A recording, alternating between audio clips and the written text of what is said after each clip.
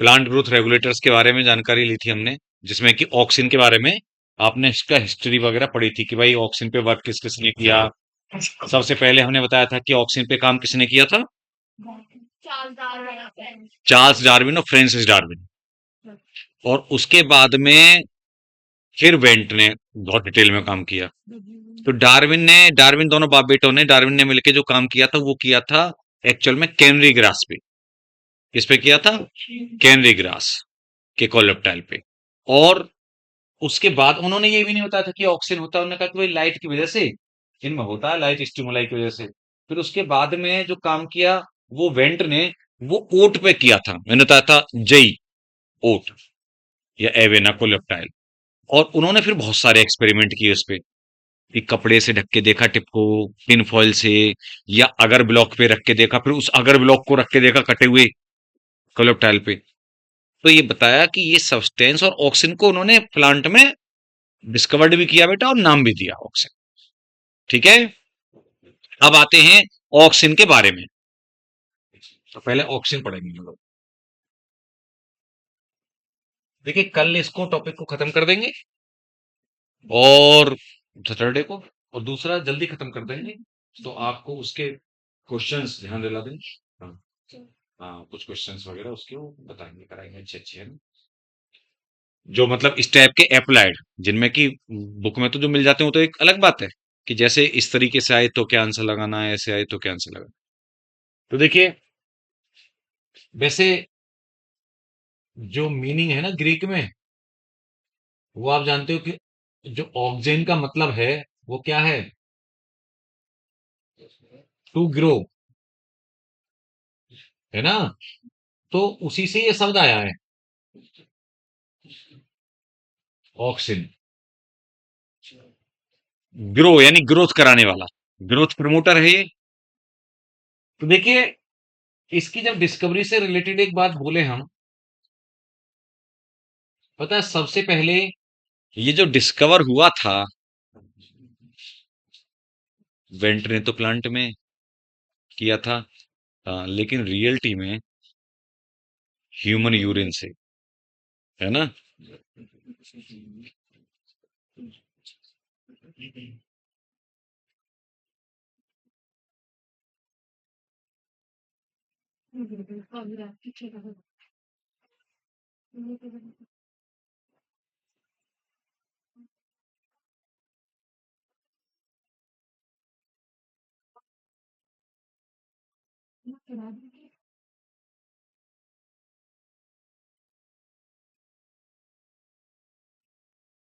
फैलेग्रा बीमारी से अफेक्टेड था वो बंदा, पेशेंट, जिसकी यूरिन से इसको सबसे पहले आइसोलेट किया गया था, देखा गया था, है ना बेटा?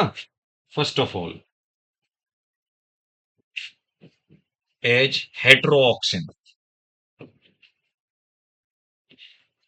किस नाम से बेटा? हेट्रोऑक्सिन के नाम से, जिसको कि नाउ कॉल्ड, आइए, क्या बोल रहे थे आप?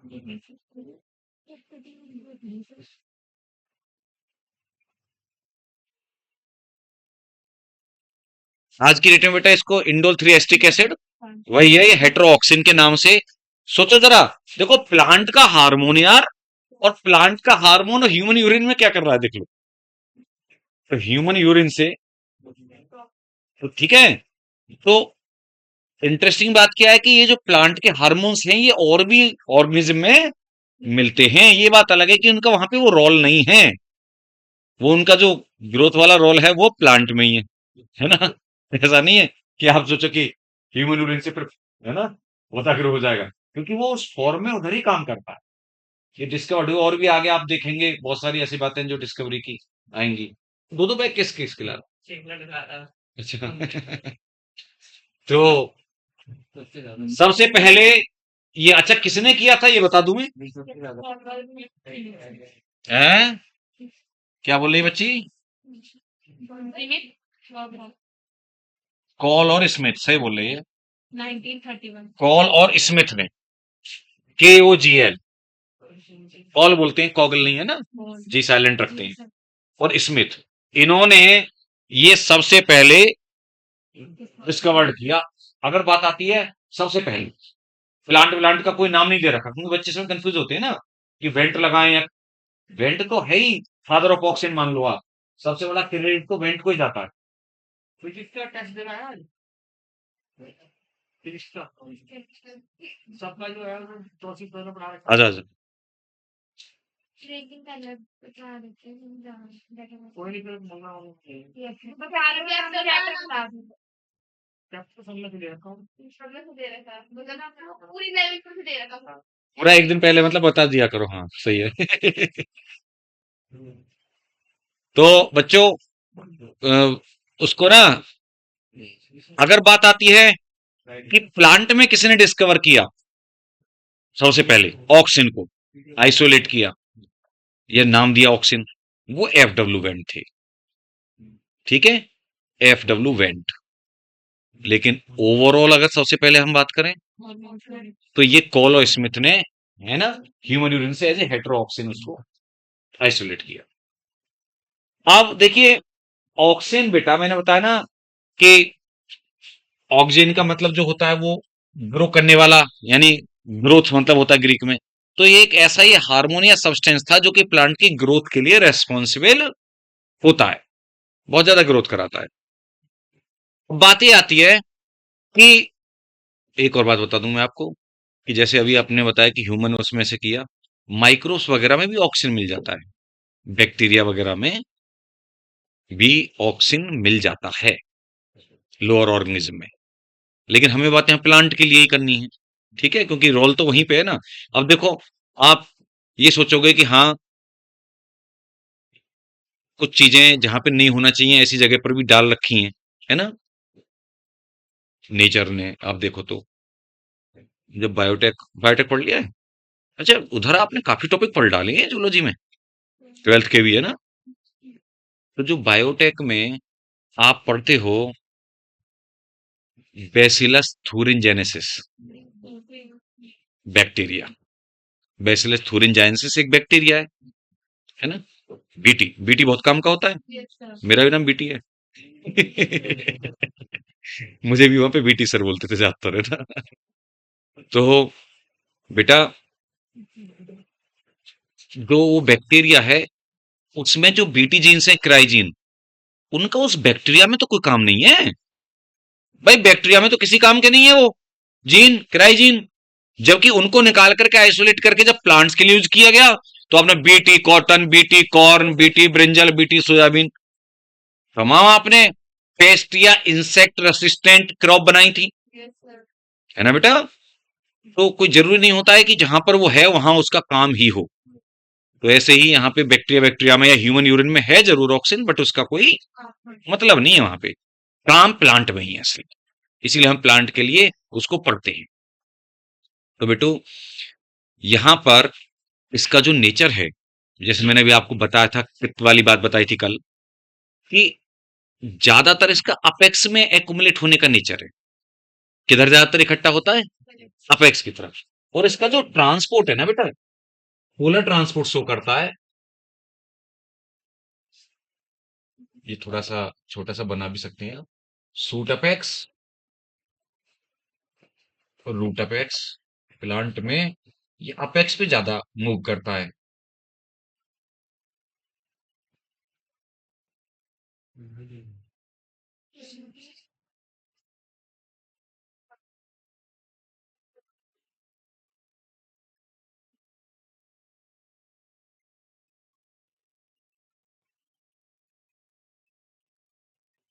जो इसका ट्रांसपोर्ट है, क्योंकि ज्यादा सूट अपेक्स में होता है ना बेटा, तो ट्रांसपोर्ट उधर से नीचे की तरफ होगा ज्यादा, और नीचे से ऊपर की तरफ होगा कम, 25% के आसपास, है ना।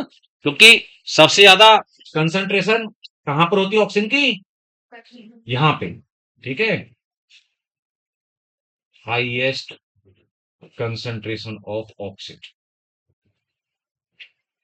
इससे रिलेटेड आगे बात बताएंगे हम आपको, एपिकल डोमिनेंस वगैरह इसी पे बेस्ड है। तो ये ऑक्सीजन के बारे में बताया हमने कि वो ट्रांसपोर्ट का ऐसा नहीं कि एक जगह फिक्स रहता है बेटा, वो मूव करता है, एक जगह से दूसरी जगह जाता है। तो ऊपर से नीचे की तरफ जो जाएगा वो लगभग, इसका मतलब एक चीज और है, कि ग्रेविटी के पॉजिटिव रिस्पॉन्स ज्यादा दिखाता है ग्रेविटी वाइज, और सन से अवे, सनलाइट से तो अवे हुआ ना नेगेटिव, यानी कहने का मतलब हो गया कि देखा जाए तो जो ऑक्सीजन है वो नेगेटिव फोटोट्रॉपिक शो करता है, फोटोट्रॉपिज्म है ना बेटा, और पॉजिटिव जियोट्रॉपिज्म। जियो मतलब ग्रेविटी के लिए रेस्पॉन्स, सनलाइट से दूर, तभी तो हमने बताया नहीं था कि डार्कर साइड में इकट्ठा हुआ था, कल बताया था हमने, इसीलिए कर्वेचर टुवार्ड्स द लाइट आया था। बच्चे उसमें कंफ्यूज रहते, कहते सर कर्वेचर तो लाइट की तरफ आ रहा है, आप कह रहे हो कि ऑक्सीजन लाइट से दूर जा रहा है। अरे ऑक्सीजन लाइट से दूर जा रहा है तभी तो उधर की ग्रोथ डार्क की ज्यादा हो रही है, तो कर्वेचर लाइट की तरफ आ रहा है ना भाई, नहीं समझे बात को? तो वो चीज हमेशा ध्यान रखना, उसमें बच्चा जो नॉर्मली ऊपर ऊपर से पड़ा हुआ वो गलती करता है, उससे दिमाग में रहती है कि लाइट की तरफ प्लांट ग्रो कर रहा है, लेकिन अजब, लेकिन ऑक्सीजन जो है वो तो डार्क की तरफ मूव किया था। अच्छा अब इसके बेटा एप्लीकेशन से, अच्छा सुनो, एप्लीकेशन से पहले एक बात और छोटी सी, कि दो टाइप के नेचुरल और सिंथेटिक ऑक्सीजन बोल दिए जाते हैं। एक नेचुरल ऑक्सीजन जो प्लांट में बेटा नेचुरली मिलते हैं,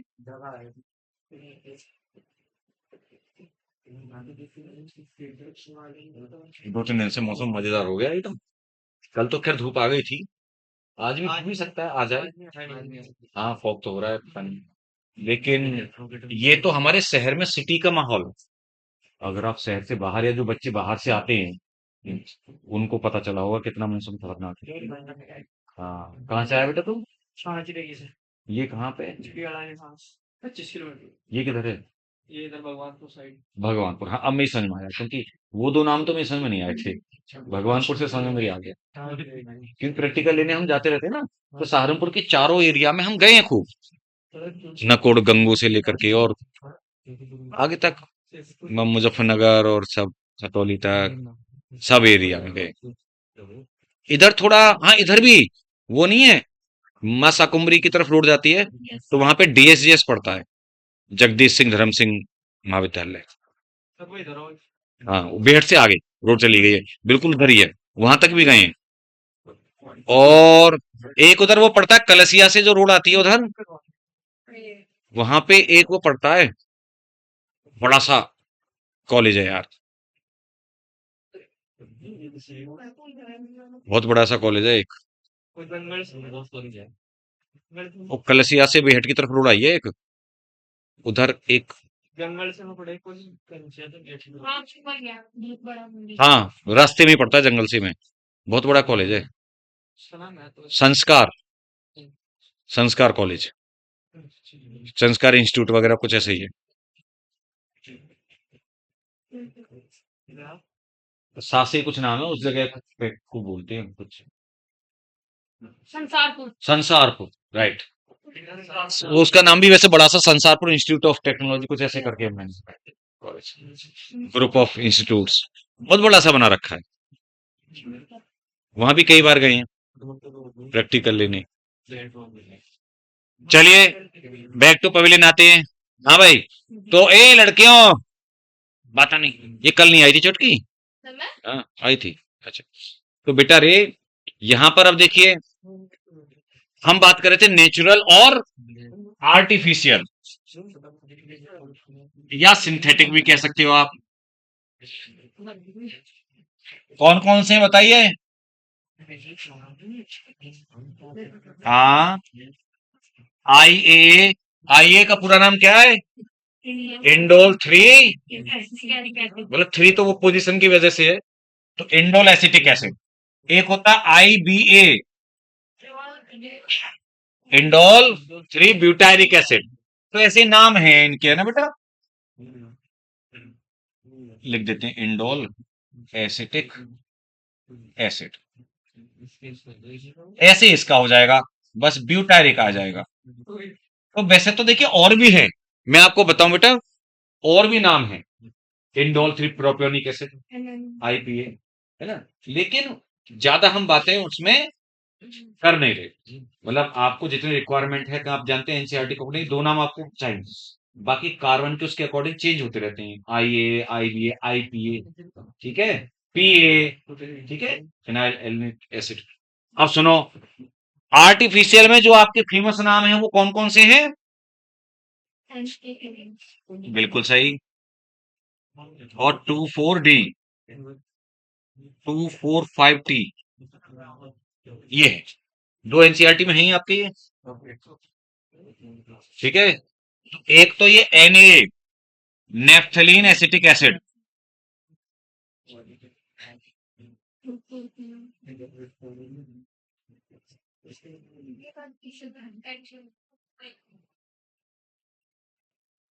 टू फोर डी, ये सॉल्ट का नाम है 2,4-D, 2,4-डाई क्लोरो, ना हेक्सो नहीं है, phenoxy acetic acid, dichlorophenoxy acetic acid, ये नाम है पूरा 2,4-D का। अच्छा, ये दोनों आपके एनसीईआरटी में हैं, तो ये तो याद रखने ही रखने हैं बेटा, बस वो ट्राई हो जाएगा। 2,4,5 तीन जगह पे है ना, तो 2,4,5 ट्राई क्लोरो एसिटिक एसिड।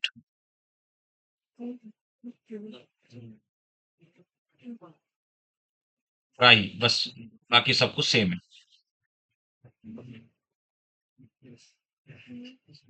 एक कहानी बताता हूँ, पढ़ाई से जुड़ी हुई कि ये जो 2,4-D खास तौर पे और 2,4,5-T, इनको अमेरिका ने यूज किया था अगेंस्ट वियतनाम, वियतनाम वॉर में। एक्चुअली में क्या था, आप जानते हैं कि अमेरिका तो थोड़ी ज्यादा ग्रीसी है ना, उसकी हर हर जगह इन्वॉल्वमेंट रहता ही है। जब से वर्ल्ड वॉर सेकंड हुआ था, जब से जापान पे उसने वो न्यूक्लियर अटैक कर दिया था, हिरोशिमा नागासाकी, उसका पूरी दुनिया को पता चला। एक्चुअली क्या था बेटा, अमेरिका ताकतवर तो था पहले से, लेकिन लोगों को पता नहीं था कि ये इतना पावरफुल है।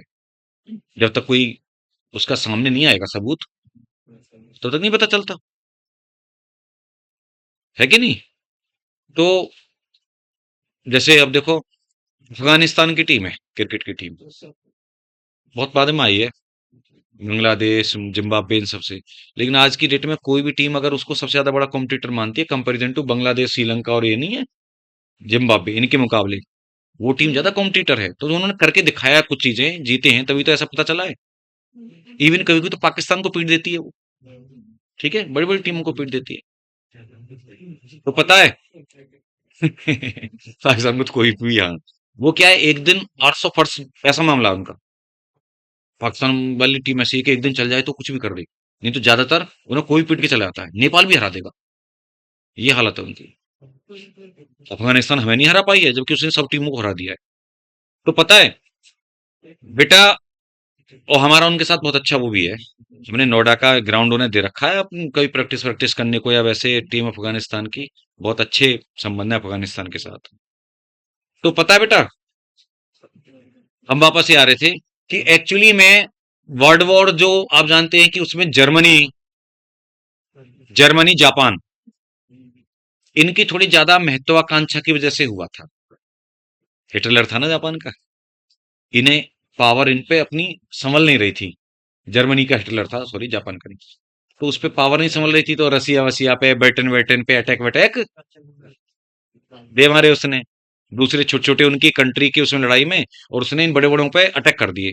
और रूस भी शांत रहता था, लेकिन जब अटैक हो गया, अब रूस बहुत बड़ा था, सारे इतने सारे जो अलग अलग हो गए, सब एक थे, बहुत बड़ा था। तो इसीलिए फिर आखिरकार उन्हें हारना पड़ा, उनकी बैंड बज गई। बहुत दीदारी से लड़े जर्मन लोग और जापान लोग, लेकिन जापान की तरफ से हमारी आजाद हिंद फौज ने भी जर्मनी जो है ना उनकी तरफ से हिस्सा लिया था, सुभाष चंद्र बोस जी के उसमें। जबकि बाकी की जो इंडियन फोर्सेस थी, देखिए, इंडियन इंडियन के खिलाफ भी लड़े। वो जो इंडियन फोर्सेस थी वो ब्रिटेन की तरफ से, क्योंकि हम लोग गुलाम थे, ब्रिटेन की तरफ से हमारे बहुत सारे सैनिक शहीद हुए। मतलब इंडिया पाकिस्तान बांग्लादेश सब एक ही तो था। तो, तो सब बाद में अलग अलग हुए, इंडिया पाकिस्तान अलग हुए, फिर बांग्लादेश हमने अलग कराया। तो अब जिसको अलग कराया वही हमें आंखें दिखाता है। उसे नहीं पता है कि तुझे इतना रो पीट रहे थे तुम, और तब तुम्हें अलग आजाद कराया हमारी सेनाओं ने। पाकिस्तान के 90,000 वो सैनिक अरेस्ट करके रख रखे थे। तो खैर, वो बातों को छोड़ते हम लोग वापस आते हैं टॉपिक पे। पता है, जो अमेरिका ने जब से वो किया बेटा नागासाकी हिरोशिमा पे अटैक, तो उसका क्या परिणाम ये हुआ कि बहुत लंबे सालों तक, आज तक भी वहां पे जापान में की बहुत इच्छा शक्ति, जुझारू बहुत है। वो रेडिएशन का इफेक्ट जो होता है ना बेटा, वो तभी के तभी तो होगा ही होगा, लेकिन बहुत सालों बाद भी होता है। वो रेडिएशन, हार्मफुल रेडिएशन जीन्स में एंटर कर जाते हैं, और ऐसे ऐसी बीमारियां जन्म से आती हैं कि आप सोच लीजिए कि, है ना, जनरेशन खराब हो जाती हैं। तो अब क्या है बेटा, अब जापान ने सरेंडर कर रखा है तब से ही उसके सामने। और जापान की अगर किसी से कोई लड़ाई होती है तो उसका जो रेस्पॉन्सिबल है वो यूएसए था, कोई भी चीज। अब उसका रेडिएशन का इम्पैक्ट इतना आया, अब उसको बेटा बार बार तो यूज किया नहीं जा सकता। तो वियतनाम पे जब अटैक किया, तो वहां के जंगल जो क्या थे, मतलब ऐसे लदे हुए थे, उनमें क्या वो गोरिल्ला वो नीति से छुप जाते थे। तो इस केमिकल का यूज उनके साइंटिस्ट ने निकाला, और इसका तोड़ निकाला, ये कौन सा ऑक्सीजन जो गिरे, इनका यूज किया। तो उन्होंने क्या किया बेटा, 2,4-D और 2,4,5-T इनको ऊपर से स्प्रे किया, बड़े बड़े जो टैंकर वाले जहाज उनसे, तो वो पत्ते सारे के सारे झड़ गए, डिफोलिएशन हो गया। ये एक्चुअली हर्बिसाइड या वीडीसाइड की तरह काम करता है। अभी हम इसमें है ना लिखा हुआ एनसीईआरटी में कि हर्बिसाइड की तरह 2,4-D वीडीसाइड। तो देखिए ये है ना दिमाग में, उससे पहले कोई नहीं जानता था ये बात। उन्होंने उन्होंने कहा कि भाई अब कैसे मारे, क्योंकि आर्मी वहां के यूएसए के निकलते थे, नीचे आते थे, वो नीचे से उन्हें टपका देते थे उनमें छिपे हुए। तो बहुत ज्यादा बेटा इस टाइप की सिरप थी पत्तों वाली, जो कि ढक के रखती थी, है ना, पूरे उसमें वो छिप जाते थे, गोरिल्ला नीति अपनाते थे। वो वहां से आग इतनी ज्यादा बेटा वो नहीं थी ज्यादा उस समय की। ड्रोन, समझ रहे हो ना आप बात को, जो आज की लड़ाई होती है कि ड्रोन मिसाइल, इतनी तब नहीं थी। तब सामने की लड़ाइयां होती थी। तो वो ऊपर से सैनिक उनके उतरते थे लैंड पे, वो नीचे से उड़ाते रहते थे। तो इसको नाम दिया उस वॉर में, वियतनाम वॉर में, एजेंट ऑरेंज। डायोक्सिन नाम की एक इम्प्योरिटी होती है इनमें, जिसकी वजह से ये काम उस पर्पज से आते हैं। तो ये मैं आपको स्टोरी बताई इसके लिए। तो देखिए इसको, मतलब आप सोचिए, उन्होंने लड़ाई में भाग लेने वाले केमिकल तक को नाम दे दिया, एजेंट ऑरेंज।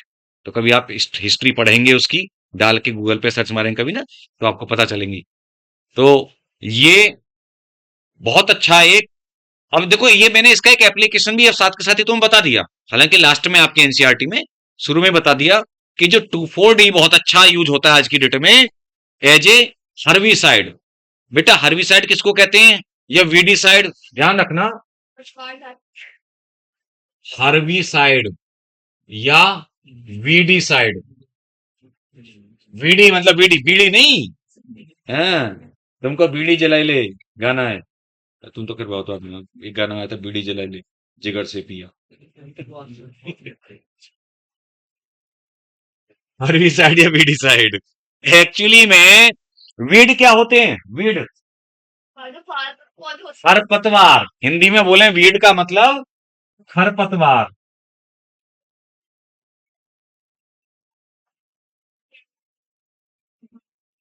तो पता है, ये जो खरपतवार हैं, इनको हटाने के लिए, आप जानते हो अनवांटेड प्लांट होते हैं खरपतवार, तो किसान ये चाहता है कि, अब इसी चक्कर में तो बेचारे किसान इतना ज्यादा उसका बहुत पेस्टिसाइड लगाने पड़ते हैं।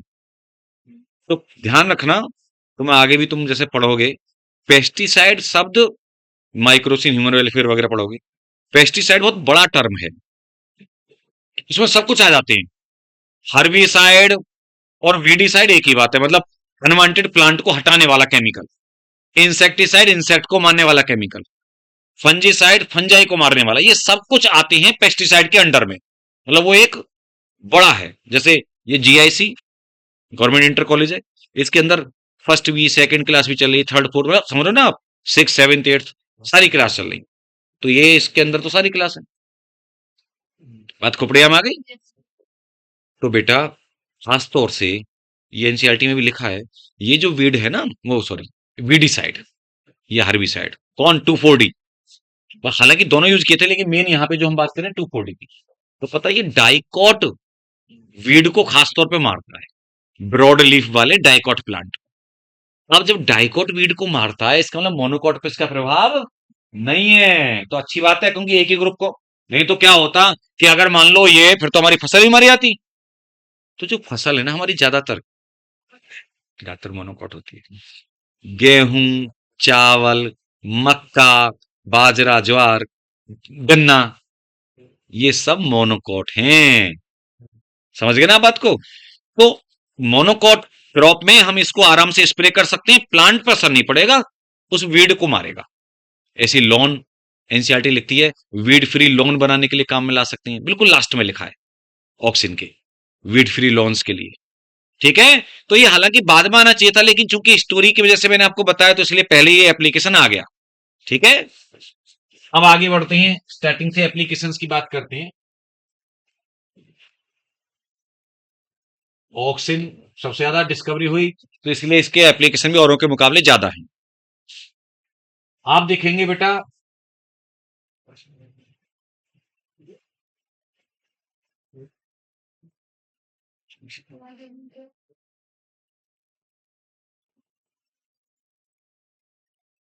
एज रूटिंग हार्मोन,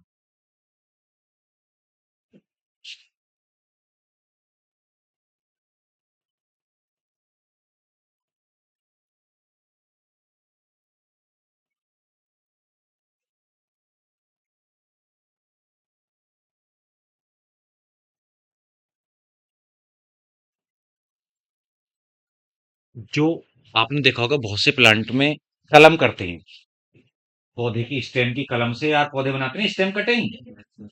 जैसे कि गुलाब है, अब भाई उसमें तो मैंने खुद ने भी किया हुआ है।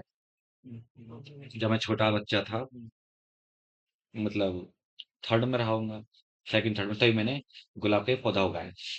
अपने स्कूल से, प्राइमरी जो स्कूल था हमारे गांव का, उस स्कूल में था गुलाब का पौधा। तो ऐसे पढ़े हमने, जैसे किसी साइंस में आया होगा कोई टॉपिक है, मास्टर साहब ने हमारे ने पढ़ाया। मास्टर साहब मतलब गुरु जी को मास्टर साहब कहते थे। तो हम मास्टर जी ना, तो मास्टर साहब चलता था। तो गांव की भाषा बेटा वो उस हिसाब से चलती थी पूरी। तो उसके बताया, मुझे आज भी याद है कि लगभग 9 इंच की, आप 9 इंच से 12 इंच के आसपास की उसके टुकड़े काटिए, कलम करिए स्टेम की, है ना। और उसका 70% पार्ट जमीन को ना सॉफ्ट करके, खोद के अच्छा सा, उसमें कैटल डंग वगैरह ना बेटा, गोबर वोबर वाला वो मिक्स करके, थोड़ा सा खाद सॉफ्ट कर ली हमने, उसमें पानी वानी डाल के। तो उसमें उसको इंसर्ट कर दीजिए जमीन में, दबा दीजिए सीधा करके। सीधा मतलब जो उसकी वो है ना, नोड, हाँ जो बड होती है वो, है ना बेटा, जिसमें वो कांटा सा निकला रहता है, वो डायरेक्शन उस हिसाब से रहे कि मतलब वो बड ऊपर की तरफ रहे, है ना। तो फिर उसको लगभग, जैसे मान लो 12 इंच का है, तो 9 इंच पार्ट जमीन के अंदर, बस 3 इंच ऊपर हो जाएगी। मौसम आएगा बरसात का उसमें, तो उसमें निकल आएंगे वो। सबसे पहले रूट एस्टेब्लिश होगी। अब अगर उसी काम में, अगर आपने उसको जब जमीन में गाड़ रहे हो, तो उस पे ना, नीचे वाले पार्ट पे जहां गाड़ रहे हो, उस पे अगर ऑक्सीजन का स्प्रे कर दो आप मार्केट से लाके, तो रूटिंग बहुत जल्दी होगी, रूट्स जल्दी निकलेंगी स्टेम कटिंग से। तो ये बहुत सारे इनमें प्लांट के लिए, है ना, जो प्लांट ब्रीडर होते हैं या जो गार्डनर्स होते हैं, उनके लिए बहुत ज्यादा यूजफुल है। अच्छा, गन्ने, तुमने देखा है गन्ने की बुवाई होती है, तो वो भी स्टेम कटिंग है बेटा। गन्ने के टुकड़े ऐसे ऐसे डाल देते हैं, वो भी तो गन्ने के टुकड़े टुकड़े। एक भी जो गन्ने की पंगोली होती है, पंगोली बोलते हैं हम तो उसको, जो होता है उसका, हाँ, नोड से नोड तक की डिस्टेंस, एक भी जो नोड है जिसमें एक आई है, आई, उससे एक पौधा बन जाएगा, ये होता है। वो भी खूब किया है हमने। और हमारे यहाँ तो क्या चलता था पता नहीं, अब तो जमाना ही चेंज हो गया, आपस में इतना वो ही नहीं रहा व्यवहार यार। हमारे गांव में ऐसे कोई पैसे से नहीं बुवाई जाती थी।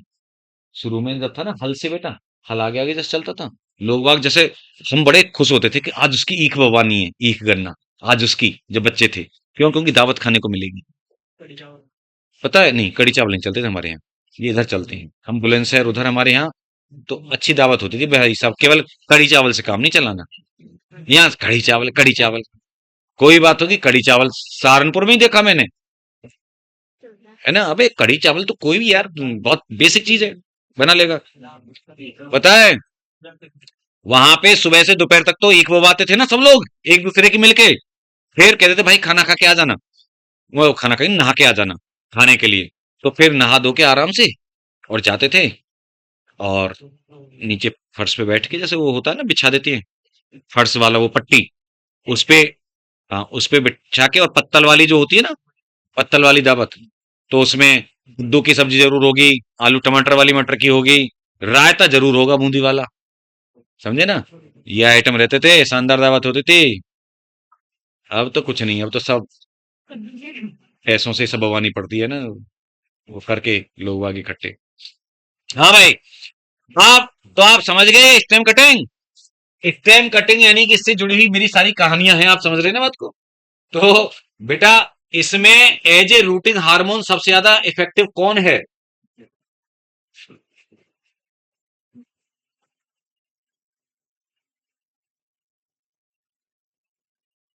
ध्यान से सुने आप, ये इसका सीक्वेंस है। अगर कभी तुम्हें क्वेश्चन आ जाता है तो एज रूटिंग हार्मोन,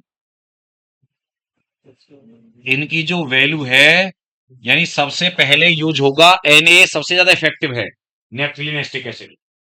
फिर उसके बाद में है ये लड़की, इधर को बैठ जरा। क्या उसके मोबाइल में ढूंढ रही है तू, या कुछ, या किस में ढूंढ रही है?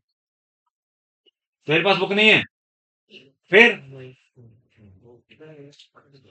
उसमें मतलब ऐसे लगता है कैमरे में, जब आप ऐसे ना नीचे, क्योंकि वो भी नीचे डेस्क पे करके, और फिर कि ये बच्चे मोबाइल कुछ कर रहे हैं, इसीलिए बेटा अपना मुझे कोई फर्क नहीं पड़ता, लेकिन कैमरे में वो ये ऐसे नजर आता है कि टीचर देख नहीं रहे, बच्चे मोबाइल चला रहे हैं। इसलिए अगर कोई काम लिखना है और आपकी सेहत के लिए अच्छा है, तो ऐसे डेस्क पर रखिए उसको, इतनी ज्यादा वो घुग्गू मत बन जाइए कि नीचे पीठ को मोड़ करके।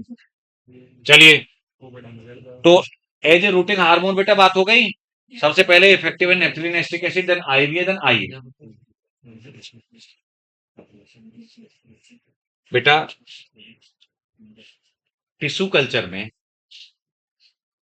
ऑक्सिन का ये रोल होता है।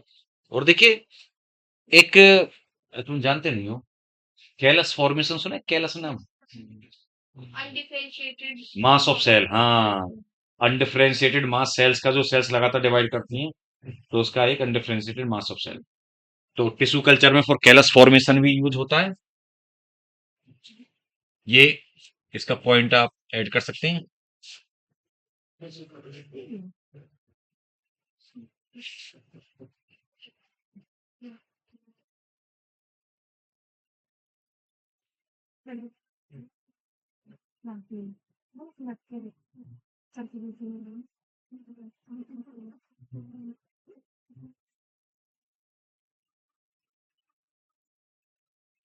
डिफरेंशिएटेड मास ऑफ सेल बेटा मतलब एक लगातार जो डिवाइड करने वाला एक ग्रुप बन जाता है, जिससे आगे फिर सूट और रूट बनेंगे बाद में। हाँ वो भी बेटा, साइटो, अभी हम साइटोकाइन का नाम इसीलिए ले रहे हैं ना, साइटोकाइन आएगा तब बात करेंगे उसकी। अच्छा, इसके अलावा इसका एक बहुत अच्छा फंक्शन, मतलब ऐसे लगता है जैसे इसके पास में ब्रेन है या सेंस है। ऑक्सीजन देख रहे हैं एक मामले में, होता क्या है कि प्लांट के ऊपर जो नए नए पार्ट बनते हैं ना बेटा, नई पत्तियां, नए नए यंग है ना, नए फ्लावर फ्रूट्स वगैरह, उनको तो गिरने से समय से पहले रोकता है, बिफोर टाइम उनके फॉल को रोकता है। उसको बोलते हैं प्रिवेंशन ऑफ प्रीमेच्योर फॉल, है ना बेटा।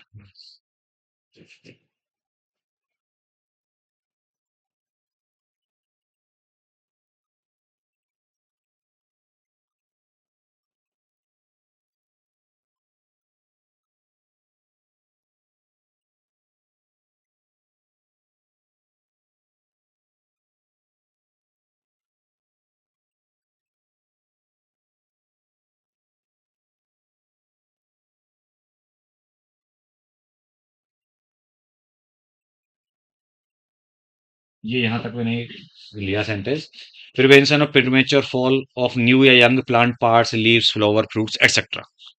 इनको, यानी नए जो प्लांट पार्ट्स हैं यंग, उनको टाइम, जिससे कि उन्हें मैच्योर होने का टाइम मिले।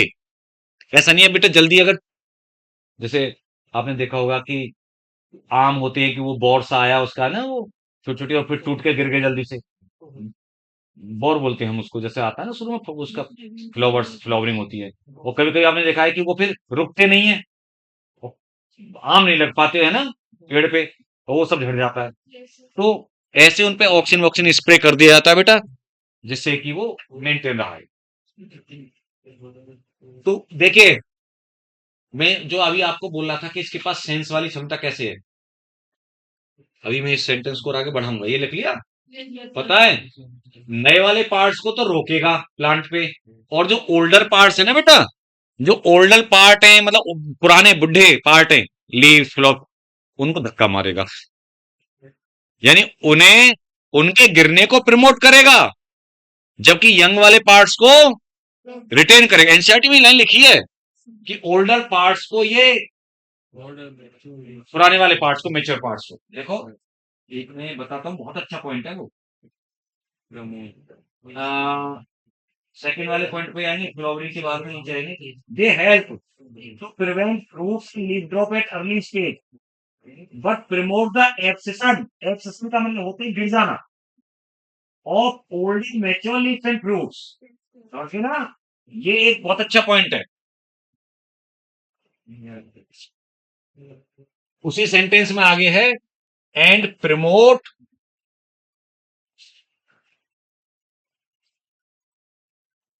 एब्सेशन बोले तो फॉल ऑफ ओल्डर,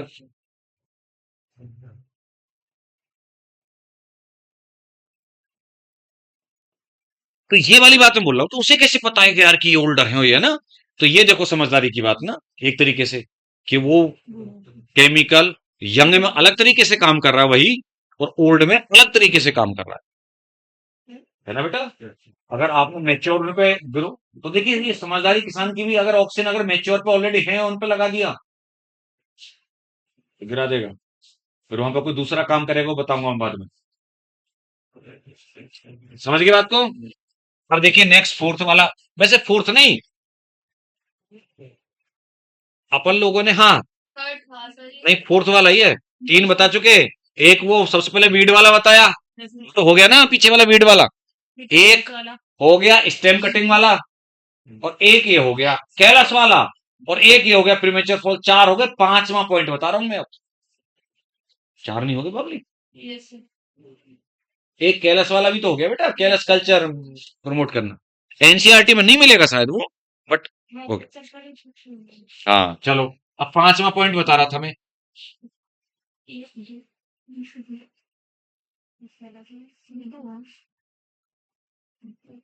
ये एनसीईआरटी में नाम नहीं लिखे हैं, आप ये चाहो तो नोट कर सकते हो बेटा, ये अच्छे नाम। NaN2,4-D प्रमोट, ये क्वेश्चन आता है, काफी फेमस क्वेश्चन है, हमेशा फ्लावरिंग प्रमोट नहीं करता। Promote flowering in pineapple and लीची,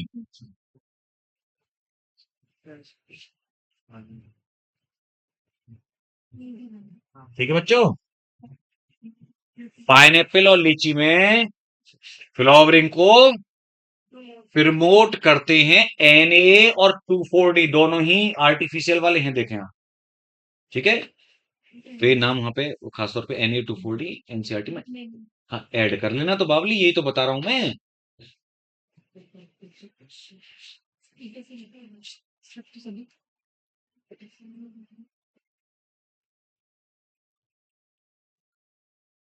नेक्स्ट छोटा सा पॉइंट ले लेते हैं, चाहो तो, छोटा क्या, चलो अभी जगह है तो बड़ा वाला पॉइंट ले लेते हैं पहले, छोटा बाद में ले लेते हैं।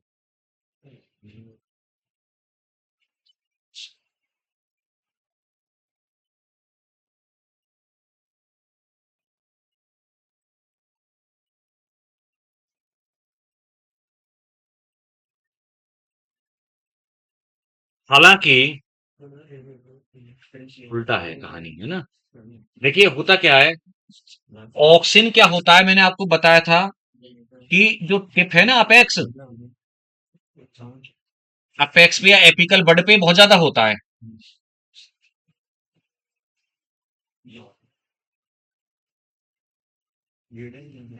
ऑक्सीजन बहुत ज्यादा है यहाँ पे, है ना बेटा। और जो लेटरल जो पार्ट्स हैं साइड के,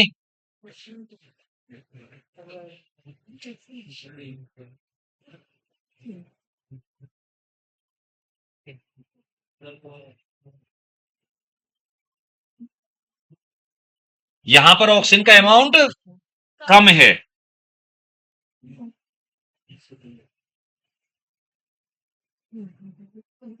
तो पता है होता क्या है, ए बच्चों, उसे गार्डनर को ये नहीं पता कि ऑक्सीजन है यहाँ पे।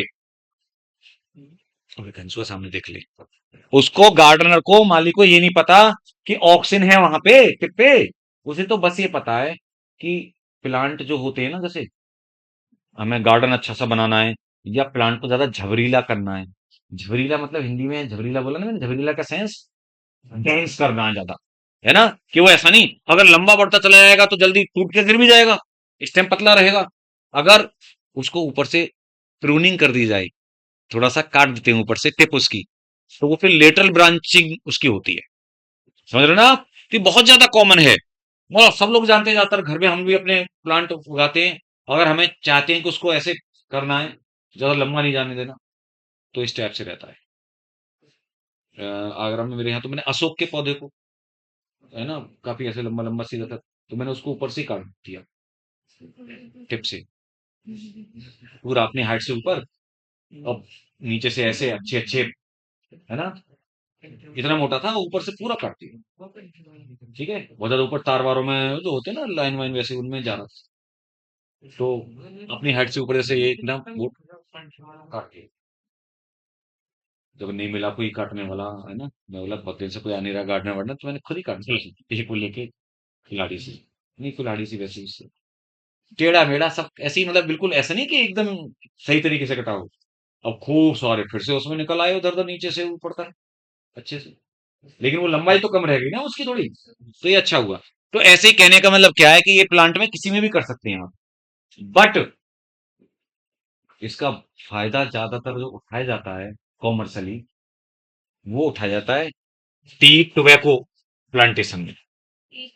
हाँ, प्रूनिंग, देखिए, प्रूनिंग इन हेजेज,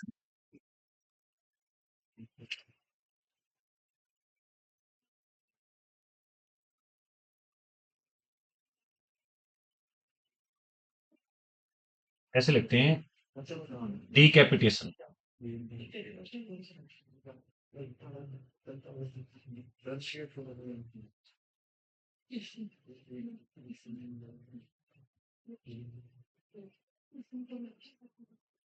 बेटा रे, हेजेज, हेजेज में आपको बता दूं, ये जो गार्डन में, लॉन में, आपने पार्क में कहीं गए होंगे, जैसे जो अच्छे अच्छे पार्क होते हैं, तो हाँ, वो घास की दीवार सी या बाड़ सी बनी रहती है, पूरी बाड़ सी, है ना, और उसको ना, उसको बहुत अच्छे डिजाइन में बना रखी होती है, मेहंदी की होती है बहुत ज्यादा। एक मैंने देखा बहुत ज्यादा मेहंदी होता है, मेहंदी एक प्लांट, तो उसकी ऐसे करके ना, और बिल्कुल ऐसे बॉक्स टाइप डिजाइन में काट रखा होता है बिल्कुल प्रॉपर, तो वो डेंस बनाने के लिए, लॉन को डेंस बनाने के लिए, लॉन या ग्रासेस, आपने देखा है जो नीचे घास होती है ना, तो आपने देखा है वो लॉन एकदम कैसे ऐसे होते हैं कि जमीन भी नहीं दिखती, एकदम डेंस, ऐसा लगता है आर्टिफिशियल है क्या, है ना बेटा, घास पूरी।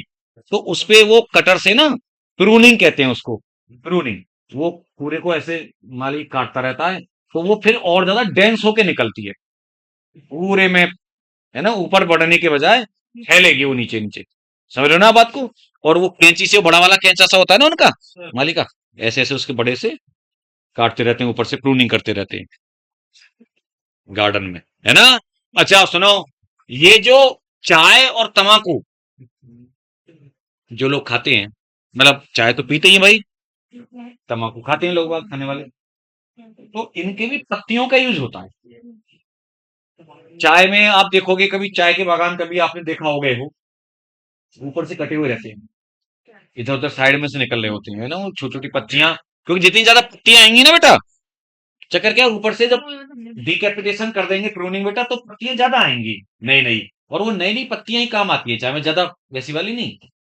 और उनका फिर फर्मेंटेशन करा के या क्योरिंग ऑफ लीव्स बैक्टीरिया की हेल्प से हो जाता है वो, तब चाय बनती है।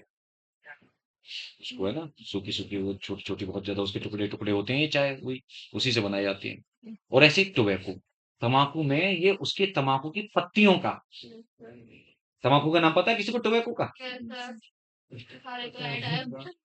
नहीं नहीं, नाम तो मैं ब्रांड की नाम बात नहीं कर रहा बाबली, तमाकू प्लांट का नाम, टोबैको प्लांट का नाम निकोटियाना टेबेकम।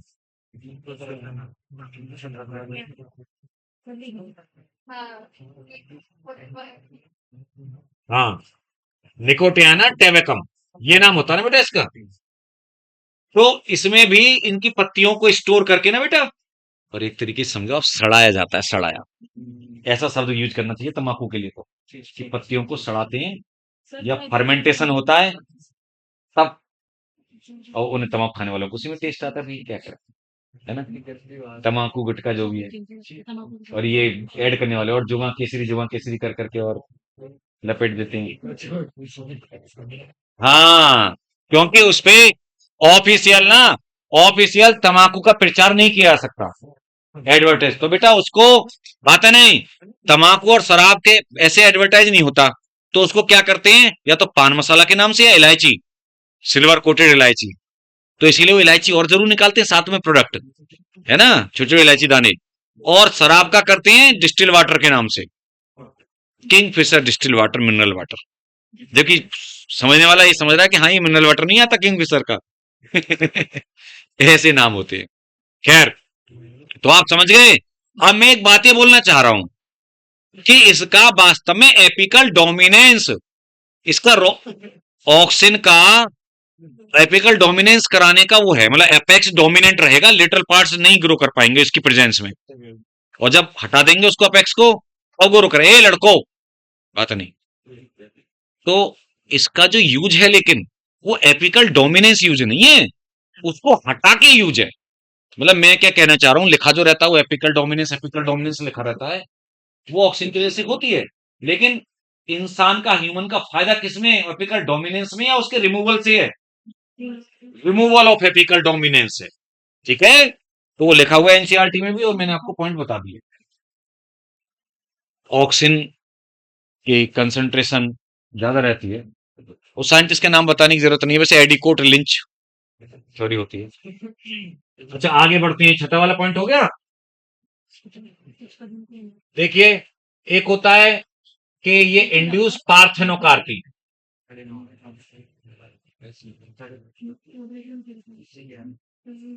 क्या इंड्यूस कर देते हैं बेटा, पार्थेनोकार्पी, जैसे कि टोमेटो में है ना, एनसीईआरटी में दे रखा है।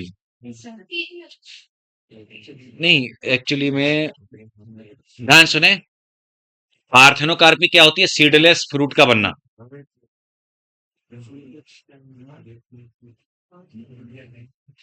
आज ये लड़के कुछ ज्यादा ही बातें क्यों कर रहे हैं, मुझे समझ में बात नहीं आ रही है, ठंड के मारे बातें ज्यादा निकल रही हैं। हाँ, पार्थेनोकार्पी क्या होता है मैंने, सीडलेस फ्रूट, सबसे लास्ट वाला है जो बस काम कर रहा है एकदम शांति से, और ये दो बच्चे आगे जो बैठे हुए हैं, बाकी ये बीच के जो 6 बच्चे हैं ये ज्यादातर चटर पटर कर रहे हैं, एक ही इनमें, एक कोने वाला, सेकंड वाला समझे, ये थोड़ा शांत है, ये 5 बच्चे ज्यादा इन्वॉल्व हैं। मतलब मुझे देख लो ये समझ में आ जाता है कि कौन क्या कर रहा है, कौन बोल रहा नहीं बोल रहा, सब पता चल रहा है कि किस किस के बारे में। तो देखिए, बिना बीज के फल बनना है ना बेटा, बनाना, अब ये क्या होता है, ये आर्टिफिशियली प्रमोट किया जाता है, क्योंकि एक बताओ, किसको यार सीड पसंद है फल में, अब ये बात अलग, ये मत कहना कि बादाम अखरोट उनमें तो सीड ही उनमें तो सीड ही खा रहे हो आप, या अनार, सीड नहीं होगा तो क्या खाओगे, है ना। तो बेटा, जो पपाया है, ऑरेंज है, वाटरमेलन है, अब सोचो सीड नहीं होगा तो कितना ज्यादा यूजफुल है, और ऐसा है, ग्रेप्स, पाइनएप्पल, है ना बेटा, वाटरमेलन, पाइनएप्पल नहीं सॉरी, वो तो ऑलरेडी होता है, बनाना पाइनएप्पल तो नेचुरली है पार्थेनोकार्पिक, नेचुरली उन्हें करने की जरूरत नहीं है, लेकिन मैं बोल रहा हूं पपाया, वाटरमेलन, ऑरेंज, है ना, इनको बेटा इंड्यूस किया गया पार्थेनों का। ये नहीं बोल रहा कि ऑक्सीजन की वजह से किया गया है, बहुत सारे हार्मोन्स का यूज किया जाता है, ऑक्सीजन, जिब्रेलिन्स, इनका यूज किया जाता है ना।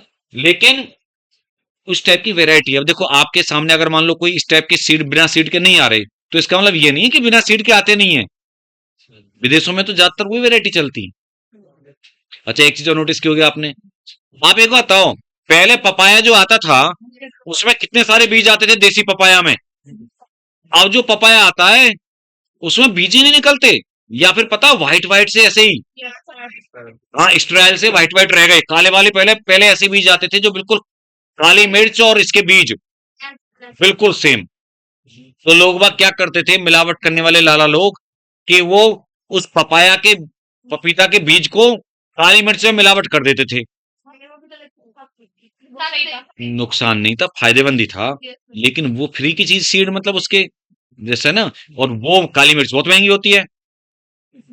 अच्छा एक बात था, और ईंट को पीस के अगर लाल मिर्ची मिला दे वो भी नुकसान नहीं करेगा ना। गोबर को मिला दे धनिया पाउडर में, सूखे गोबर को, हाँ सूखे गोबर को धनिया पाउडर मिला दे, इसीलिए साबुत धनिया अगर खा रहे हो तो बहुत ही बढ़िया बात है। पीस के, जो लोग खुद पीस के खा रहे होते हैं वो तो बहुत बेस्ट है। बैक टू टॉपिक आते हैं, क्लियर है बात। अब नेक्स्ट 8th वाला पॉइंट लेते हैं इसका, ऑक्सीजन का 8वां पॉइंट ले लेते हैं। बोले तो देखो शायद जाइलम डिफरेंशिएशन लास्ट में लिखा होगा, लिखा है बेटा, हाँ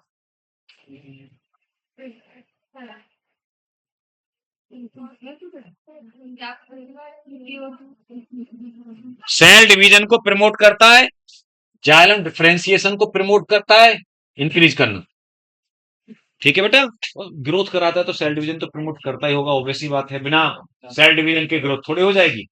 लेकिन सेल डिवीजन के सबसे बड़ा महारथी अभी आएगा आगे, ठीक है। तो ये बातें आपकी जो हमने मेन मेन बातें ऑक्सीजन के बारे में बोली हैं, और वीडी साइड वाला पॉइंट तो हमने शुरू में बोल ही दिया था, आरबी साइड वीडी साइड, ठीक है। ये हमारा ऑक्सीजन खत्म हो गया।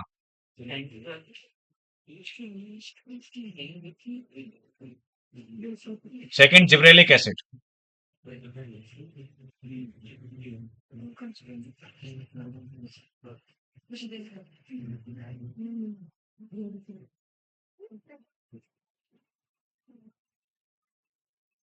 देखिए इससे रिलेटेड भी जरा कहानी सुन लीजिए, स्टोरी,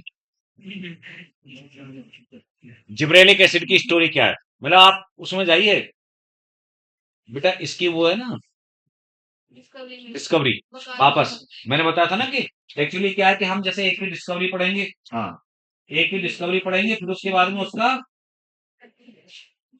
ये शुरुआत में टॉप पे पेज नंबर है 348, इंग्लिश वाले में तो भाई 348 में, 248, तो सुनना भाई ध्यान से,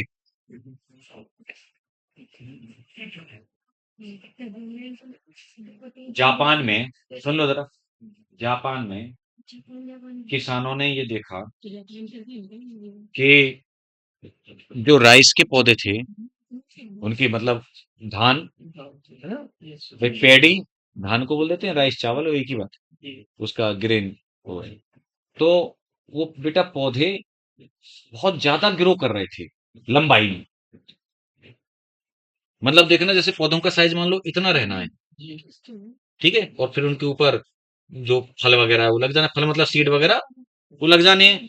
यहाँ पर लंबाई उनकी इतनी हो गई, जबकि जो फल है सीड है वो नहीं लगा,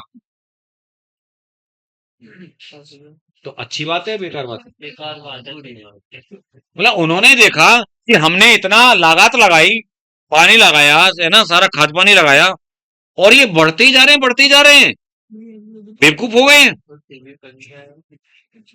है ना। तो उन्होंने इंग्लिश में बोला होगा बड़ा पुलिस बुला, ऐसे बोला होगा ना जल्दी से एकदम, है ना, क्या पुलिस मतलब बेवकूफी है, ये क्या बेवकूफ प्लांट है, समझ रहे हो ना बात को? तो इस बीमारी को फुली सीडलिंग डिजीज के नाम से भी जाना जाता है। अब देखिए, हाँ, मेरा डिस्कवरी जो है रिलेटेड, एक तो बकाने डिजीज, बकाने, BAKNA, बेकेनी भी बोल दो, बकाने, जो भी तुम्हारा मन करे। और राइस फुलिस,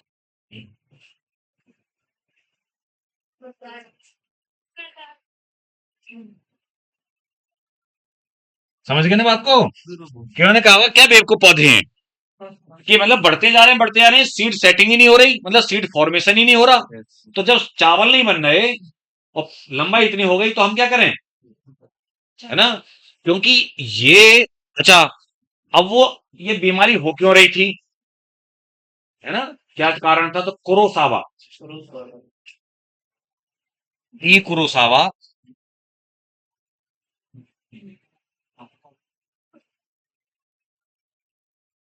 नाम भी लग रहा ना जापानी जैसा, कुरोसावा। और पता बाद में स्टार्टिंग तो इन्होंने की, तो बाद में इसकी अच्छी स्टडी पता किसने की, वो उसकी जरूरत तुम्हें है नहीं वैसे आगे, यबूता सुमुकी एंड हायासाई, हायासी हायासी। और सुनो, सुमुकी जो सुजुकी, ये मारुति सुजुकी, सुजुकी गाड़ियां है ना जो मेरी भी गाड़ी है, तो ये सुजुकी तो जापान का वो है, मारुति सुजुकी का कोलैबोरेशन है, मारुति इंडियन, सुजुकी वो, तो सुजुकी की वो है, मतलब ये जापानी है सुजुकी। ऐसे ही वो नहीं है हीरो होंडा, अब अलग अलग हो गए, पहले हीरो होंडा होती थी बेटा, हीरो इंडियन है, होंडा जापानी है, लेकिन अब हीरो ज्यादा बिकता है, बस। होंडा का एक ही सबसे ज्यादा बिकने वाला प्रोडक्ट है एक्टिवा, शुरू से ही एंड तक। पहले हीरो होंडा एक्टिवा था, अब एक्टिवा, होंडा एक्टिवा।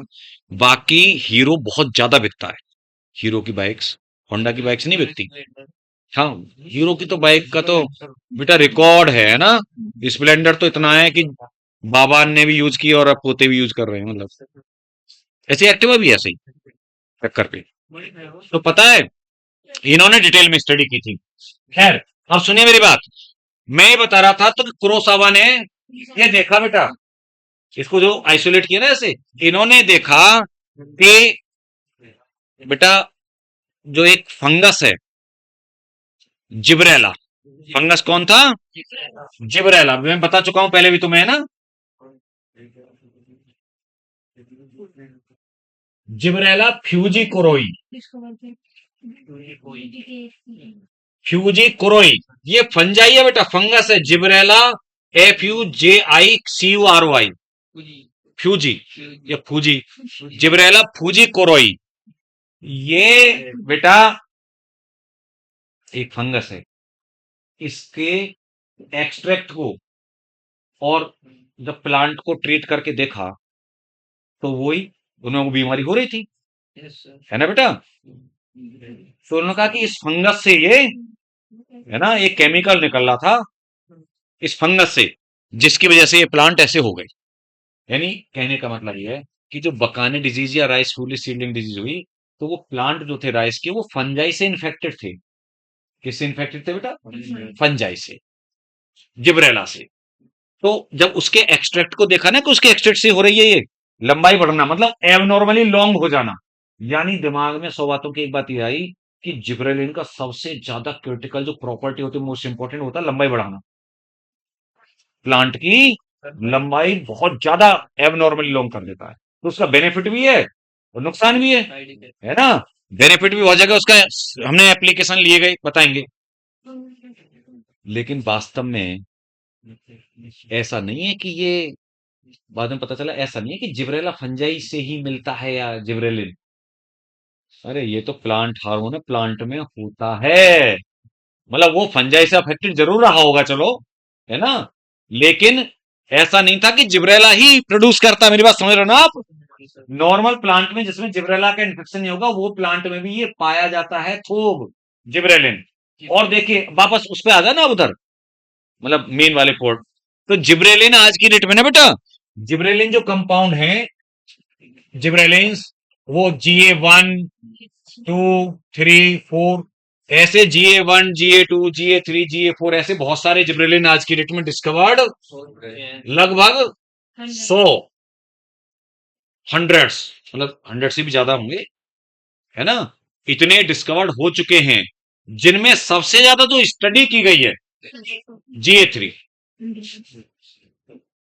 सबसे ज्यादा जो आपने एप्लीकेशन पढ़े हैं, ध्यान अंडरलाइन कर लेना, एनसीईआरटी में है, सबसे ज्यादा जो बेटा इंटेंस स्टडी हुई है वो किसकी है, GA3 की। लेकिन एक बात और बता दूं मैं, वो शायद नहीं लिखा होगा यहाँ पे, जो कॉमर्शलाइज सबसे ज्यादा जो यूज हुए ना, वो GA4 एंड GA7।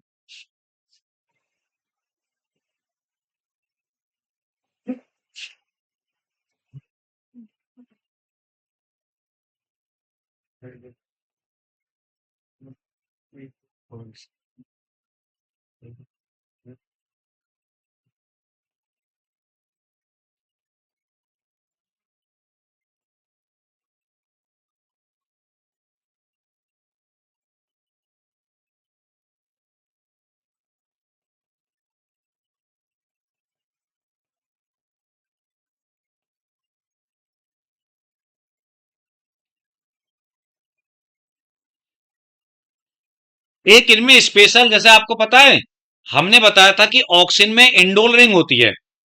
हमने बोला था कि ऑक्सिन्स कैसे होते हैं बेटा, इंडोल रिंग कंपाउंड होते हैं ऑक्सिन। ऐसे जिब्रेलिन्स जो होते हैं वो गिब्बेन रिंग कंपाउंड होते हैं। गिब्बेन कौन से होते हैं,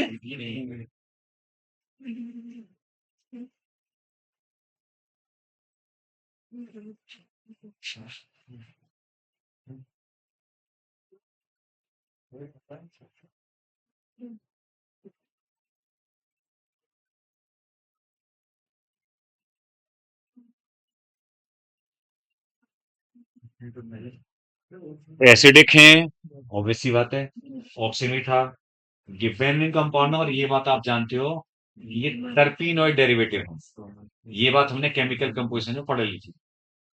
तो तीनों बातें अपने अकॉर्डिंग ऐसे याद रखें। अब इसके एप्लीकेशंस में आ जाते हैं हम लोग।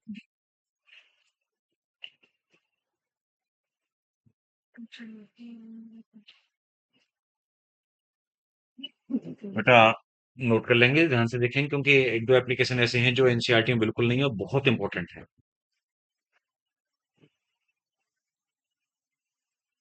हाँ, फर्स्ट भी और इंटेंसिव फॉर्म भी सबसे ज्यादा स्टडीड। तो देखिए, मतलब सबसे पहले क्या, मतलब सबसे ज्यादा स्टडीड फॉर्म है, ऐसा तो नहीं लिखा होगा फर्स्ट, क्योंकि चक्कर क्या है, जो डिस्कवर हुए होंगे तो फर्स्ट वाले को तो वन ही नाम दिया गया होगा ना भाई, सीक्वेंस में 1 2 3 ऐसे तो नाम दिए गए होंगे, जैसे जैसे डिस्कवर होते गए नाम देते गए। वन ऑफ द फर्स्ट लिखा कि आप बताइए, वन ऑफ नहीं नहीं शुरुआती कुछ नहीं, one of the first one of the first लिखा नहीं बेटा, आप आधा पढ़ रही हैं, वो पूरा पढ़ रही है, ये तो गलती होती है, तूने तो फर्स्ट को अंडरलाइन कर रखा है। वन ऑफ द फर्स्ट, तो फर्स्ट में अंतर होता है। हाँ हाँ हाँ, है ना। देखो, एक होता है वन ऑफ द टॉपर्स और एक होता है टॉपर, दोनों बातों में अंतर होता है। टॉप 10 वाले भी वन ऑफ द टॉपर बोला जाएगा। तो ये वन ऑफ द सेंटेंस का मतलब जाना करो, ये मतलब बेटा मैं इसलिए कह रहा हूं कि वन ऑफ द फर्स्ट, सीधी सी बात है, अगर 100 है उनमें तीसरा है तो फर्स्ट में ही तो है, लेकिन नंबर एक वाला ही तो नंबर एक वाला रहा होगा। खैर, तो मैं ये बात कर रहा था यहाँ पे एप्लीकेशंस में बेटा, सबसे पहले तो एक हम बात करें, स्टेम इलोंगेशन। मतलब मैंने सबसे जो इसकी मोस्ट इंपॉर्टेंट या मोस्ट क्रिटिकल प्रॉपर्टी मैंने यहां ले ली।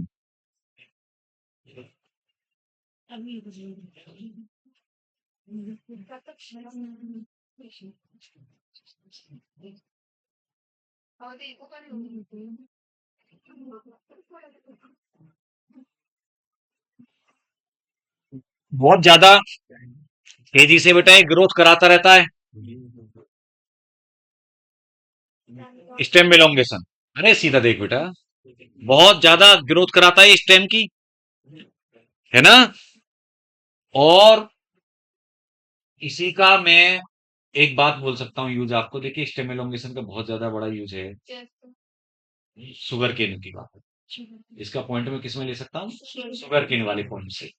क्योंकि आप एक बात बताओ, बहुत से प्लांट जिनका स्टेम एलोंगेशन कर लेंगे तो उनकी यील्ड उत्पादन बढ़ नहीं जाएगा। तो शुगर केन में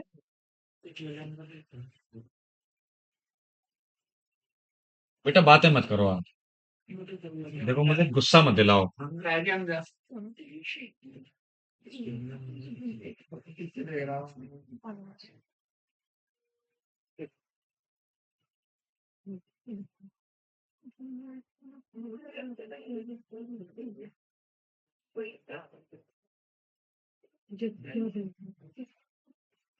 20 टन पर एकड़,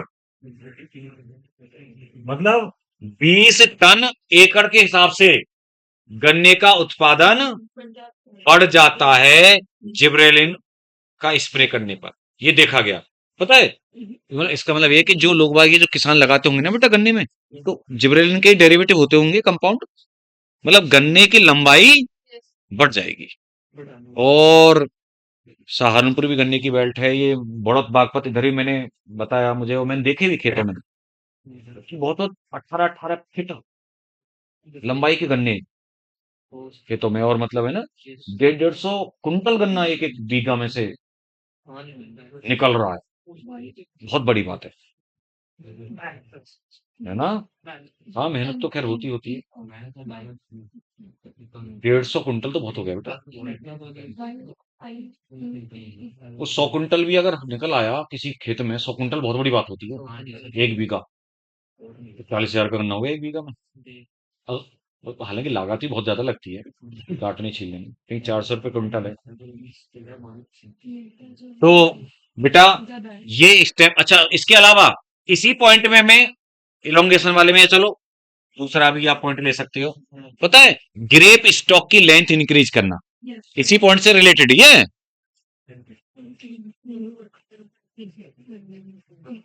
अब आप जानते हो कि फ्लावर भी तो स्टेम ही होता है ना, स्टेम ही होता है, नोड मॉडिफाइड कंडेंस शूट होता है। तो जब उसकी लंबाई बढ़ेगी तो आप जानते हैं फिर उसी वजह से फ्रूट भी बढ़ेगा। तो इसलिए increase length of grape stock, stock STL के। और इसके अलावा increase shape and length of Apple, ये भी लिखा मिलेगा आपको।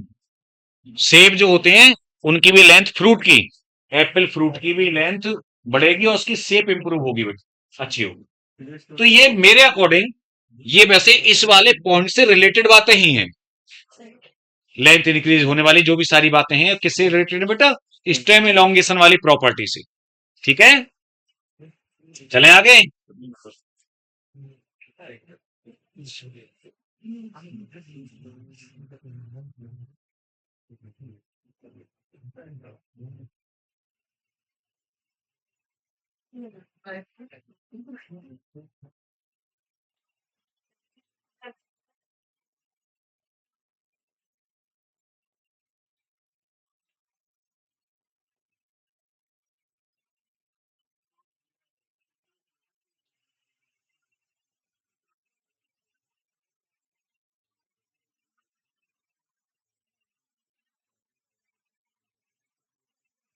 बात है नहीं, बात नहीं बेटा,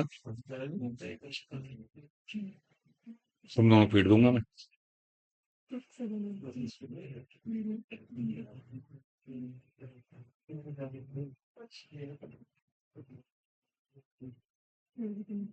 ऐसी ठंड में बेटा आए हो तो देखो ऐसे मतलब बर्बाद मत करो उस टाइम को, थोड़ा तो कुछ तो देखो क्योंकि आप जानते हो सुनना ज्यादा है ना मैटर करता है।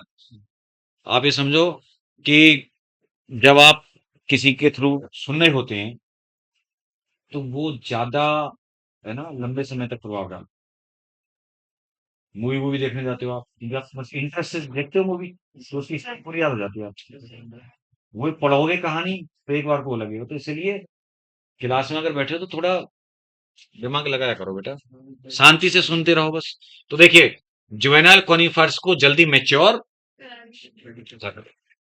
कॉनिफर्स बोले तो साइकस, पाइनस वगैरह, ये जिम्नोस्पर्म होते हैं, पाइन्स वगैरह वो कॉनिफर्स होते हैं।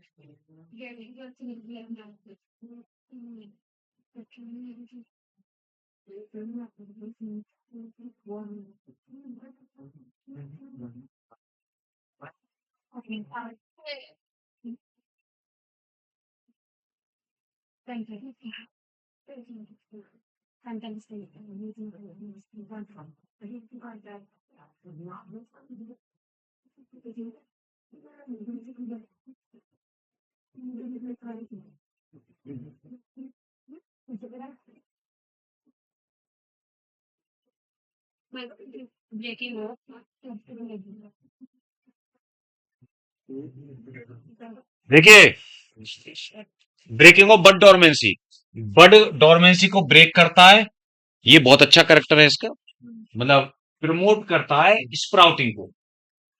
जैसे आलू में वो निकल आते हैं जो, तो अब घर में तो बड़े बड़े ठीक नहीं, लेकिन जब आलू बोओगे आप तो अच्छी बात है ना कि उसका जो है ना वो स्प्राउट निकलेगा। तो बेटा स्प्राउटिंग कराता पोटैटो में या और प्लांट्स में, ये तो मैंने जानबूझ के ऐसा नाम लिया जो दे रखा होता है, बड डोरमेंसी को ब्रेक करता है। और अब आगे पढ़ाऊंगा ना जब एफसीसी कैसे वो बड डोरमेंसी को प्रमोट करता है, अपोजिट काम।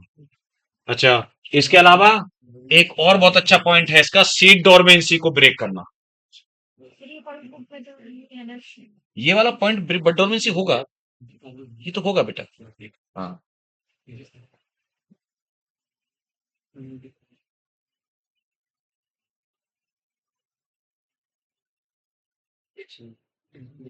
नहीं है क्या? बड डोरमेंसी नहीं है?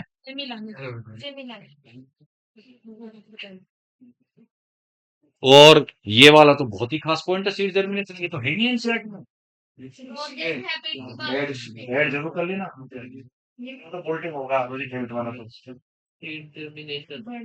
बोल्टिंग ठीक है, बोल्टिंग को बता दूंगा आगे, और मार्टिंग को करता वो बात ठीक है, सेंसेस नहीं ऐसा नहीं है।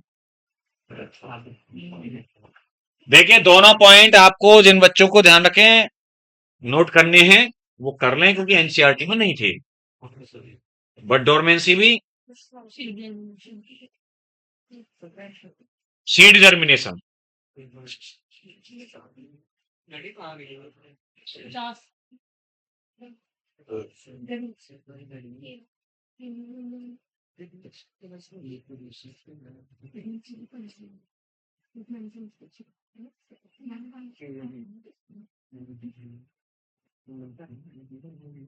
मैंने ब्रेक लिखा है बेटा, ब्रेक।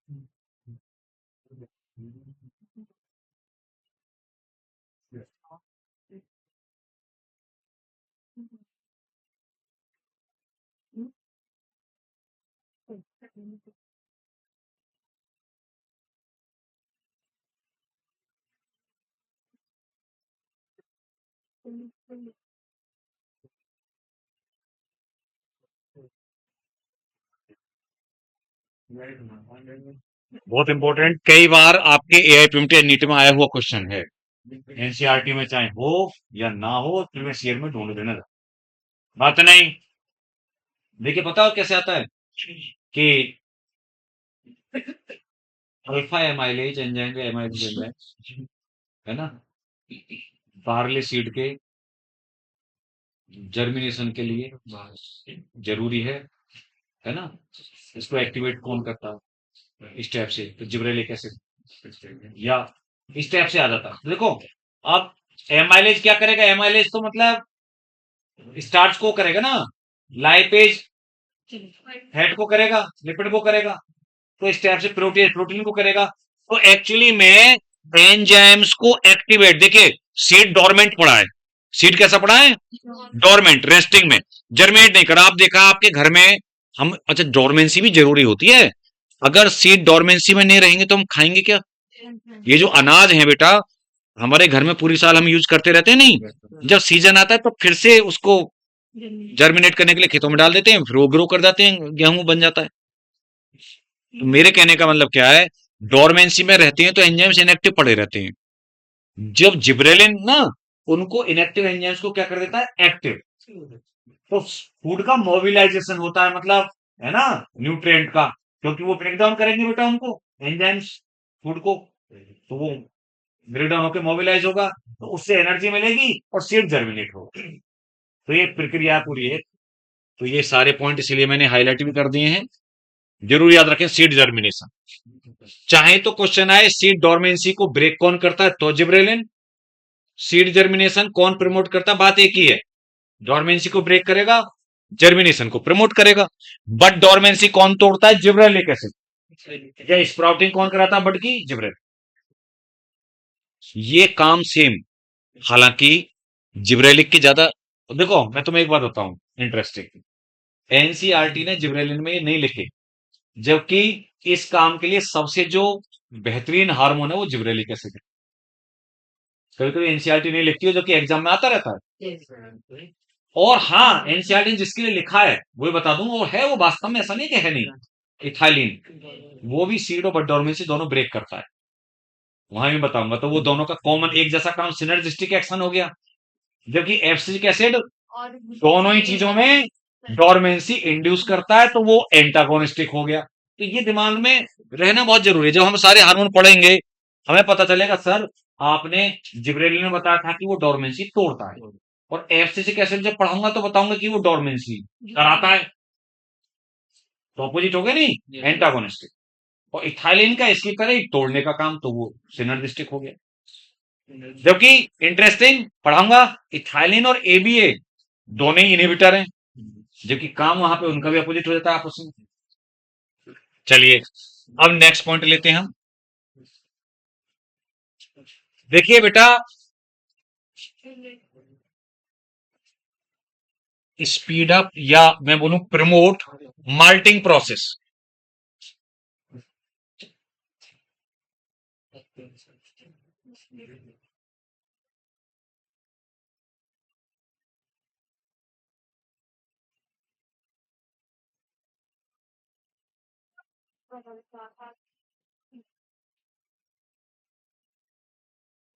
इन ब्रूइंग इंडस्ट्री, ब्रूइंग, ब्रूइंग जानते हो ना, ब्रूइंग क्या होता है?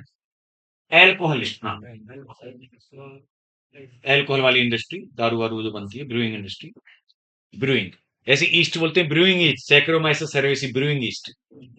तो बेटा ये उसमें माल्टिंग प्रोसेस को, यानी इसका मतलब है कि एल्कोहल इंडस्ट्री में यूजफुल है। कल को अगर ये आ जाए, which of the following plant hormone is useful in wine production या एल्कोहल इंडस्ट्री, डायरेक्ट नहीं लिखा एनसीईआरटी में, लेकिन वो इनडायरेक्ट वे में कह तो रखा है उसने कि माल्टिंग को एनहेंस करता है, प्रमोट करता है। तो ये याद रखें, ठीक है? अभी थैंक यू नहीं, ठीक है? अभी नहीं, 10 मिनट बाद थे, मतलब स्टार्टिंग लेट हुई थी ना बेटा थोड़ी। तो मुझे कुछ नहीं, फिर तुम वहां पे वो क्या दबाते हो कि उसमें टाइम है ना, बात तो वही होती है, कुछ नहीं पड़ता उससे, लेकिन फिर टाइम डिजिट 130 होना चाहिए। हाँ, तो चाहे तुम बतिया ही लो, मेरी बात समझ रहे हो ना, वो है यहाँ पे, मतलब उस बात से मतलब नहीं है कि आप प्रोडक्टिविटी क्या दे रहे हो, मतलब है बहुत सारे लोगों की यही रहती है सोच। तो बैक टू टॉपिक आते हैं हम लोग। तो देखिए, सुनो बच्चों, ए जमुड़े,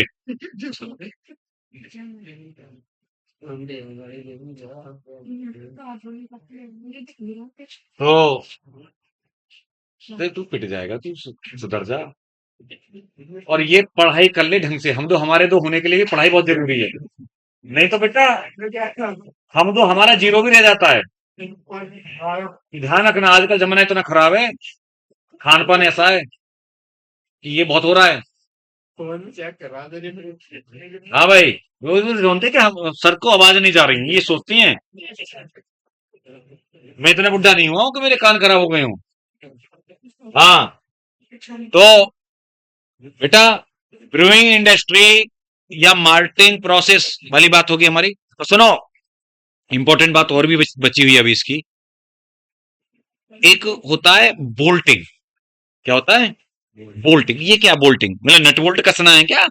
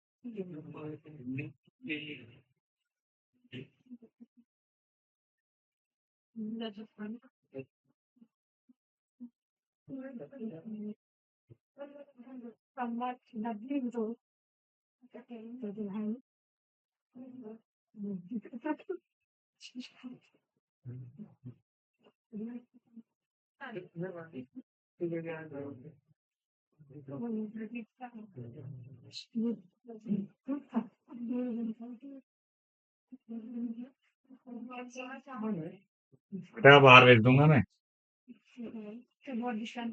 हाँ, देखिए, बातें मत करो बेटा, मजाक की बातें अलग है ना, ठीक है? गुस्सा मत दिलाओ मुझे सोच में, फिर मैं बाहर निकाल देता हूँ, चाहे क्लास खाली ही रह जाए, लेकिन मैं ये बर्दाश्त नहीं करता। देखिए, बोल्टिंग इफेक्ट, तो बेटा क्योंकि बच्चे इसको समझ नहीं पाते हैं ज्यादातर, जैसे एनसीईआरटी में ये लिखा हुआ है कि जिब्रेलिक एसिड प्रमोट या enhance internode elongation just prior to flowering, ऐसे लिखा हुआ है ना।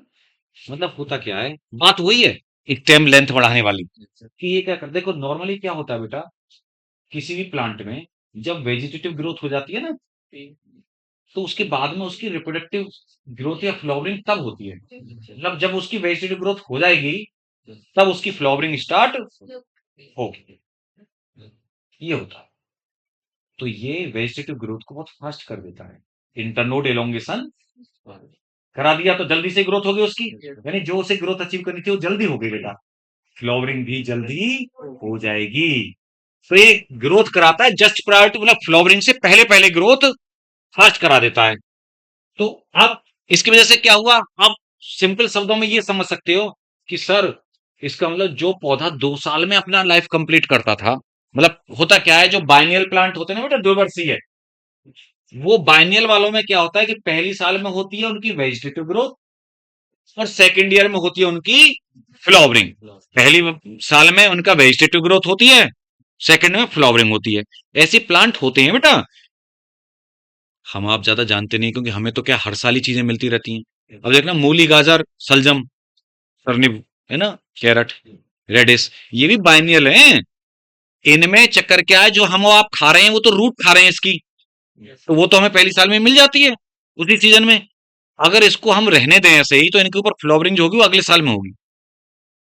गन्ना, शुगर केन, अगर शुगर केन कोई फील्ड में खड़ा रहने देना, हमें तो मतलब उसके स्टेम से होता है कि उसको बेटा चीनी निकालनी है।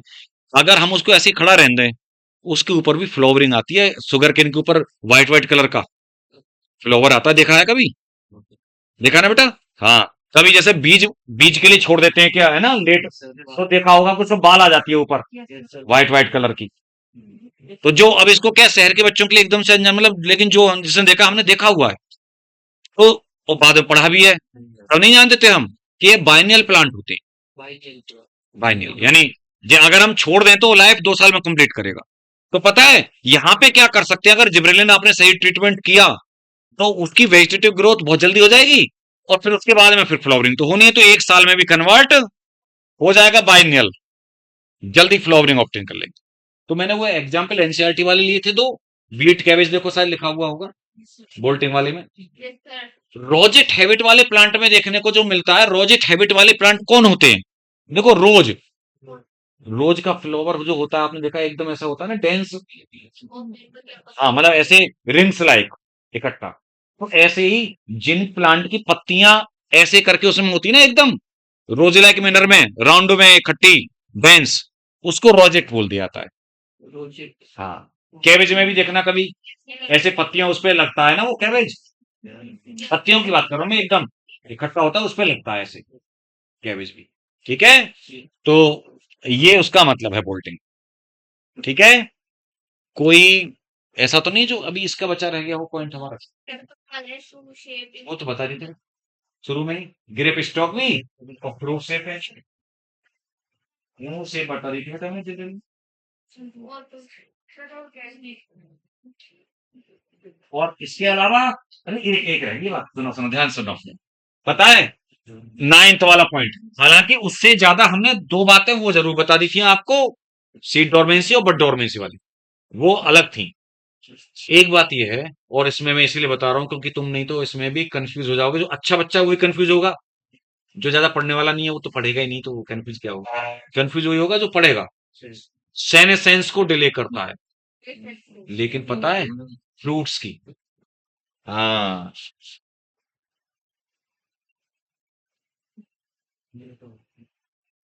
सेने सेंस,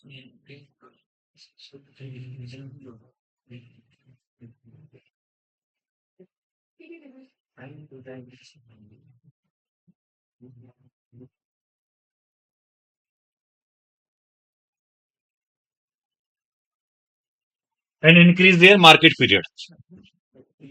देखिए बेटा, सेनेसेंस मतलब एजिंग।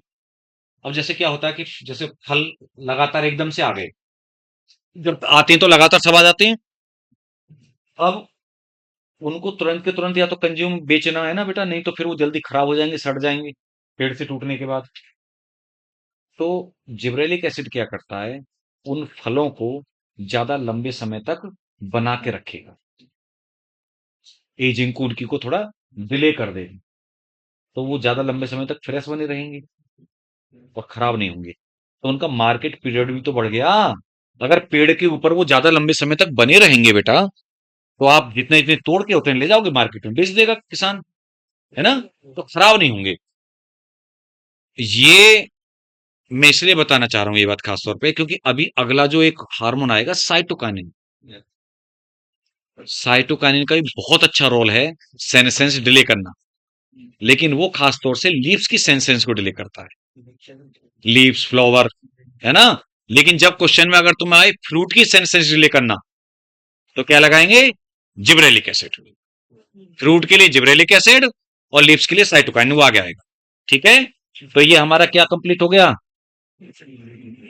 Gibberellic acid. और कल को मैं देखता हूं, और देखना इस बात पे भाग मत जाना कि ये प्लांट हार्मोन वाला जो चैप्टर है, प्लांट ग्रोथ, है ना,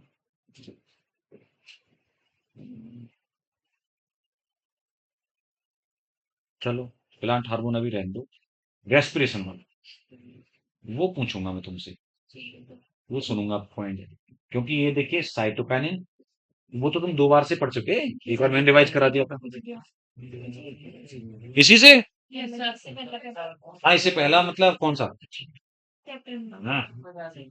चैप्टर से पूछिए। अच्छा ये ज्यादा अच्छे से हो गया है, वो वाला क्यों नहीं हुआ है? नहीं वो बहुत पढ़ा नहीं ना तो अच्छा ये अच्छे कह रहे हैं तो चलो, ये कह रहे हैं ये अच्छे से हो गया है, तो प्लांट ग्रोथ वाला ही यहाँ तक का देखो, कल को साइटोकाइनिन, एफसी को इथाइलिन, वो जल्दी खत्म हो जाएंगे। हार्मोन हार्मोन ही है, ज्यादा वो है ना, वो नहीं है, इथाइलिन में थोड़ी बातें ज्यादा है, जल्दी खत्म हो जाएंगी, तो वो मैं आपसे सुनूंगा। और दूसरी बात, रेस्पिरेशन के क्वेश्चंस बताओ, ठीक है? तो आना सबको है, और याद करके लाना, मैं देखना चाहता हूँ कि कौन बच्चा कितना याद करके लाता है इस वाले को ही, इसी प्लांट ग्रोथ वाले को, यहां तक का। ठीक है चलो।